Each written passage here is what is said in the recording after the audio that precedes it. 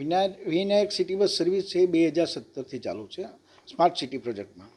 Smart સિટીનો જે project છે એ બંધ થઈ ગયો છે. એના માટે હવે કોર્પોરેશનમાં બિલ મૂકવાનું એવું કહે છે. એટલે અમે જે નવેમ્બરનું બિલ મૂકેલું હતું અમારું સિટી બસનું એ હજી મંજૂર નથી થયું. તો એવું કહે છે કે ભાઈ તમે મંજૂરી લઈ અને પછી બિલ મૂકો. હવે ફાઇલ જે છે મંજૂરીની એ કમિશનર સાહેબ પાસે પડી છે અને લગભગ 25 દિવસ જેવા તો એ બિલને થઈ ગયા, હજી બિલ આવેલું નથી.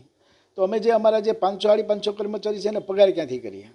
એના માટે અમે નોટિસ આપેલી છે કે ભાઈ આનો નિર્ણય લ્યો કે બિલ અમારે ક્યાંથી લેવું, કોણ અમને આપશે. હજી કંઈ નક્કી જ નથી થતું કોણ આપશે. એ મંજૂરી થાય પછી હજી 15-20 દી બીજા વ્યા જાય. એટલે હજી આ ડિસેમ્બરની 26 તારીખથી ડિસેમ્બરનું બીજું બિલ આવશે. એટલે 3 કરોડની ઉપર થઈ જશે. હવે અમે 20 તારીખે ઉપર નથી ચૂકવ્યું એટલે કર્મચારીને 1 તારીખે અમારે પગાર કરી દેવો પડે.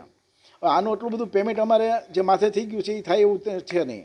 જો મંજૂરી નહીં મળે તો અમારે ના છૂટકે આ 1 તારીખથી સિટી બસ સેવા બંધ કરવી પડશે. કેમ કે હવે આટલું બધું જે પૈસા ચડી ગયા અને કર્મચારીને આપવા એ અમારે પહોંચાય એવું નથી.